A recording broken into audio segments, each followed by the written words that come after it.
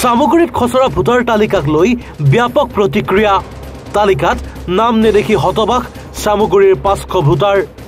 সামগুৰি সমষ্টিৰ লাইকুৰি গাঁও পঞ্চায়তৰ 9 নং ৱাৰ্ডৰ 500 ভোটাৰৰ নাম কৰ্তনক কেন্দ্ৰ কৰি সৃষ্টি হৈছে ব্যাপক প্ৰতিক্ৰিয়াৰ। নতুনকৈ প্ৰকাশ পোৱা খচৰাত নাম নেদেখি সামগুৰি সমষ্টিৰ লাইলৰি গাঁও পঞ্চায়তৰ 9 নং ৱাৰ্ডৰ 500 ভোটাৰ চিন্তিত হৈ পৰিছে। কাৰ ষড়যন্ত্ৰৰ বলি হৈ আগন্তুক পঞ্চায়ত নিৰ্বাচনৰ ভোটদানৰ পৰা বঞ্চিত হ'ব এইসকল ভোটাৰ, তাক লৈ ন প্ৰশ্নৰ উদয় হৈছে। সামগুৰি সমষ্টিৰ লাইলৰি গাঁও পঞ্চায়তৰ 9 নং ৱাৰ্ডত মুঠ ভোটাৰ আছিল 808। আমাৰ বহুত দুখৰ কথা, আমি মৰ্মাহত হৈছোঁ। আমাৰ লাইলৰি জিপি ডিলিমিশ্যনৰ সময়ত কাঠপুৰা জিপিৰ পৰা 4টা ৱাৰ্ড আমাৰ লাইলৰি জিপিৰ লগত সংলগ্ন হৈছিলে, যোগ হৈছিলে। তো এটা জিপিত আৰু 14টা ৱাৰ্ড হ'ব নোৱাৰে। সেয়েহে আমাৰ পঞ্চায়তৰ বিষয়ববীয়াসকলে মানে এই 14টা ৱাৰ্ডে মানে ভগাই মেলি 10টা ৱাৰ্ড বনাইছে। ভাল কথা। তো বনোৱাৰ পিছত খচৰা ওলাইছে, সিহঁতে চাই চিতি বনাইছে। দুবাৰকৈ খচৰা ওলালে, সিহঁতে চাইছে। আমি সাধাৰণ ৰাইজ, আমিতো আৰু ভোট দিয়াৰ মানুহে, আমি ভোটহে দিওঁ। গতিকে ইয়াৰ পিছত 28 তাৰিখে যেতিয়া ফাইনেল লিষ্টটো ওলোৱাৰ পিছত আমি গম পালোঁ যে পূৰ্বৰ যিটো লাইলৰি 9 নম্বৰ ৱাৰ্ড আছিলে, সেই 9 নম্বৰ ৱাৰ্ডৰ পৰা 808টা ভোট আছিলে, তাত মানে 300 মান ভোট মানে আমাৰ বেলেগ এটা ৱাৰ্ডত যোগ হৈছে, আৰু বাকী 500 ভোট মানে ডিলেট হৈ গ'ল, নাইকিয়া হৈ গ'ল। আমি গোটেই পঞ্চায়তৰ যিমান ৱাৰ্ড আছিলে, গোটেইকেইটা ৱাৰ্ডত আমি মানে চাইছোঁ, আৰু কোনো ৱাৰ্ডত মানে এই 500 মানুহৰ নাম অন্তৰ্ভুক্ত হোৱা নাই। গতিকে আমি বহুত দুখ পাইছোঁ। আৰু আমাৰ দুখীয়া ৰাইজ, তো আগন্তুক পঞ্চায়ত নিৰ্বাচন, কিছুদিন আগত আমাৰ মামা, অসমৰ মুখ্যমন্ত্ৰী সন্মানীয় মামা আমাৰ সামগুৰি সমষ্টিত 2টা মিটিং কৰিছে, কৰি পেলাই মাইনৰিটি মানুহৰ কাৰণে উন্নয়নমূলক কাম কৰিব বুলি প্ৰতিশ্ৰুতি দিছে। আমি বহুত আনন্দিত হৈছিলোঁ যে আগন্তুক পঞ্চায়ত নিৰ্বাচনত আমি একজন যোগ্য ব্যক্তিক আমি প্ৰতিনিধিত্ব নেতা বনাম বা ভোট দি জয়যুক্ত কৰাই আমাৰ লাইলৰি জিপিৰ উন্নয়নমূলক কাম হ'ব। গতিকে আজি আমাৰ এনেকুৱা দুখ পাইছোঁ আমি যে আমি 500 মানুহে এতিয়া আমি ভোট দিব নোৱাৰিম, মানে ভোট অধিকাৰটো আমাৰ কাঢ়ি লৈ গৈছে। এতিয়া 9 নম্বৰ ৱাৰ্ড লাইলৰি গাঁও পঞ্চায়তৰ সেই 9 নম্বৰ ৱাৰ্ডত 808টা ভোট আপুনি ইতিমধ্যে জনাইছে। তাৰ পৰা 300 ভোট, 310টা ভোট বেলেগ এটা ৱাৰ্ডত সোমাইছে। 500 ভোট ডিলাইট, 500 ভোট মানে নাইকিয়া হৈ গ'ল, মানে নাই কোনো ৱাৰ্ডত। 9 নম্বৰ ৱাৰ্ডটো, 9 নম্বৰ ৱাৰ্ডৰ এই যে আগন্তুক পঞ্চায়ত নিৰ্বাচন আহি আছে, কোনোৱে ভোট দিব নোৱাৰিব। 300 মানুহে বেলেগত দিব, 500 মানুহে দিব নোৱাৰিব। আৰু এটা কথা মই আপোনালোকৰ জৰিয়তে আমাৰ সন্মানীয় অসমৰ মুখ্যমন্ত্ৰী মাননীয় হিমন্ত শৰ্মা ডাঙৰীয়া ওৰফে আমাৰ মামাক আমি কৰজোৰে অনুৰোধ জনাইছোঁ, এই 500 মানুহৰ হৈ বা 500 মানুহ ইয়াত আছে, প্ৰায় উপস্থিত আছে। আমি এটা অনুৰোধ জনাইছোঁ যে আগন্তুক পঞ্চায়ত ভোটত যাতে আমাৰ ভোট অধিকাৰ আমি সাব্যস্ত কৰিব পাৰোঁ, সেই বিষয়ে আমি মামাক অনুৰোধ জনাইছোঁ। লগতে আমাৰ নিৰ্বাচন বিষয়া আছে, আমাৰ নগাঁও জিলাৰ যিজন আমাৰ উপায়ুক্ত মহোদয়, তেখেতকো আমি অনুৰোধ জনাইছোঁ আপোনালোকৰ জৰিয়তে। আৰু এটা দুখৰ বিষয়, আমি এই কথাখিনি ছেক্ৰেটাৰীক অৱগত কৰোৱাৰ পিছত ছেক্ৰেটাৰী কৈছে যে আপোনালোকে এখন এপ্লিকেশ্যন লিখি পেলাই BDOৰ হাতত দিয়ক। তো আমি BDOৰ হাততো দিয়া হৈছে, বিয়লৈ গৈছিলে দিয়া হৈছে, কিন্তু BDO আমাক কোনো আশা দিয়া নাই। তো আমি অলপ মৰ্মাহিত হৈছোঁ। আৰু মই বিশেষকৈ অসমৰ মুখ্যমন্ত্ৰী মহোদয় ডাঙৰীয়াক জনাব বিচাৰোঁ যে পঞ্চায়তৰ যিবিলাক বিষয়ববীয়া আছে, কাৰণ পঞ্চায়তৰ কামখিনি পঞ্চায়তৰ বিষয়ববীয়াসকলে কৰে, গতিকে 500 ভোট যে নাইকিয়া হৈ গ'ল পঞ্চায়তৰ পৰা, এইখিনি যদি এই বিষয়ববীয়াসকলে ক'ব নোৱাৰে বা গম নাপায়, কেনেকুৱা বিষয়ববীয়া ইয়াত পঞ্চায়তত কাম কৰে, মই আচৰিত হৈছোঁ, মৰ্মাহিত হৈছোঁ। কাৰণ যিবিলাক মানুহে চাকৰি কৰে হয়তো শিক্ষিত মানুহ, এইবিলাকতো আমাৰ নিচিনা অশিক্ষিত মানুহ নহয়। গতিকে 500 ভোট যে আমাৰ লাইলৰি জিপিৰ পৰা নাইকিয়া হৈ গ'ল, এই কথাখিনি সিহঁতে গম পোৱা নাই, যে সেই কাৰণে মই আচৰিত পাইছোঁ। BLO আমাৰ হ'ল, নামটো কি আছিলে, চিৰাজৰ মিছেছ।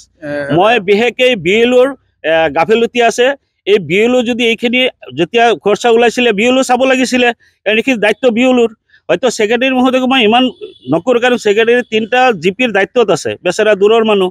গতিকে আমাৰ BLO ইয়াৰ লোকেল, আৰু যেইটো ৱাৰ্ডৰ পৰা আমাৰ ভোটবিলাক ডিলাইট হৈছে সেই ৱাৰ্ডৰে BLO হয়। ঘৰ ঘৰ চিনে, ঘৰে ঘৰে যায়, চবৰ লগত যোগাযোগ কৰে। গতিকে সেই BLO জনে কমচে কম সেক্ৰেটাৰীক অৱগত কৰাব লাগিছিলে, আমাৰ BDO মহোদয়ক অৱগত কৰাব লাগিছিলে।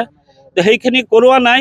গতিকে আমি বহুত দুখিত হৈছোঁ, আৰু আপোনালোকৰ জৰিয়তে যি হ'ল বাৰু, আগন্তুক পঞ্চায়ত নিৰ্বাচন আহি আছে, আপোনালোকৰ জৰিয়তে মই মামা তথা আমাৰ নগাঁও জিলাৰ উপায়ুক্ত মহোদয়ক তথা আমাৰ নিৰ্বাচনী বিষয়াক মই অনুৰোধ জনাইছোঁ, যাতে আমালোকৰ এই পঞ্চায়ত নিৰ্বাচনত যাতে আমালোকৰ আমাৰ এই 500 মানুহৰ ভোট যাতে আমি সাব্যস্ত কৰিব পাৰোঁ, সেইখিনি কৈ মই বিনম্ৰভাৱে অনুৰোধ জনাইছোঁ। আজি চাওক, আমি এইটোৰ কাৰণে ইমান দুখিত, আমাৰ এয়া ৰাইজ ইয়াত আছে।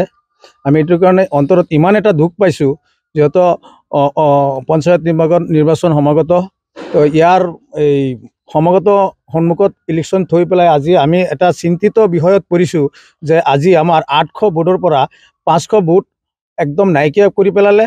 আৰু এইটো কেনেকৈ নাইকিয়া কৰি পেলালে সেই বস্তুখিনি আমি কিন্তু এই দুখীয়া ৰাইজে এইবিলাক বুজি নাপাওঁ। কিন্তু আমি জনামতে আমাৰ যিজন BLO আছে, সেই BLO জনে আমি জানো আমাৰ ভোটৰ সকলো নতুন পুৰাণ ভোটবিলাক এই BLOৱে চাই চিতি ৰাখে।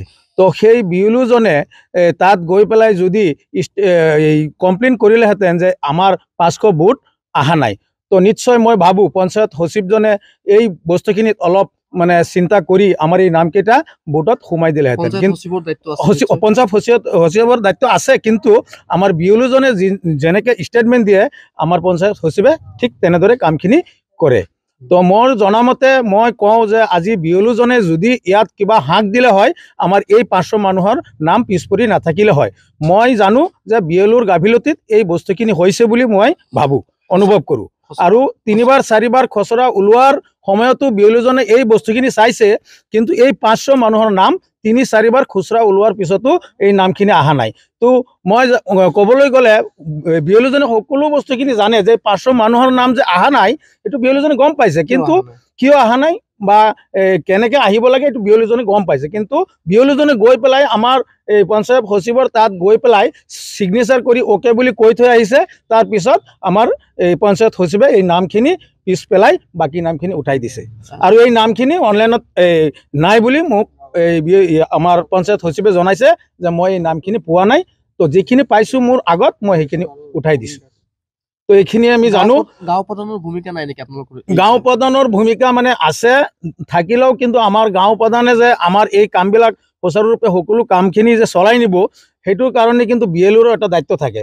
কাৰণ এজন মানুহে সকলোখিনি দায়িত্ব নি কামখিনি সুচাৰুৰূপে চলাই নিব নোৱাৰে।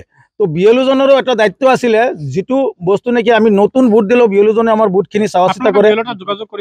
আমি BLO তাত যোগাযোগ কৰিছোঁ, কিন্তু BLOৱে কৈছে যে তোমালোকৰ নামখিনি ঠিকে আছে, ইয়াত নহ'লেও ক'ৰবাত ওলাব। কিন্তু আমি কালি পৰহি বহুতখিনি বিচাৰিছোঁ, কিন্তু আমাৰ এই নামখিনি ক'তো নাপালোঁ। তো আমি আমাৰ লাইলুৰি গাঁও পঞ্চায়তৰ হৈ আমি মাননীয় অসমৰ মুখ্যমন্ত্ৰী আমাৰ CM ছাৰক এটা কৰজোৰে অনুৰোধ কৰি কৈছোঁ যে সমাগত পঞ্চায়ত ইলেকশ্যন, তো ইলেকশ্যনত যাতে আমাৰ এই দুখীয়া মানুহবিলাকে আমাৰ ভোটাধিকাৰ সাব্যস্ত কৰিব পাৰে ভালদৰে, সেইখিনি আমি আমাৰ CM ছাৰক কৈ পেলাই মোৰ মন্তব্য ইয়াতে সামৰণি মাৰিছোঁ। ৰূপহীয়াতৰ পৰা আমানুল্লাহ খানৰ ৰিপৰ্ট, এনিভাৰত 24।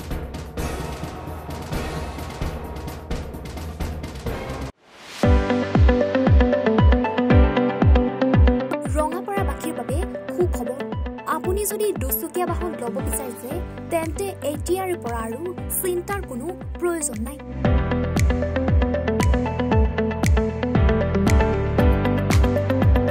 আপুনিও আহিব পাৰে DBP এছ'চিয়েটৰ বাজাজ টু হুইলাৰ ডিলাৰ।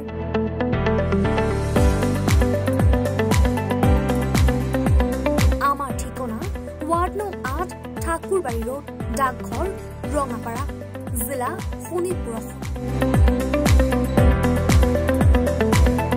আমাৰ যোগাযোগৰ নম্বৰ 9435707133। 9707967 285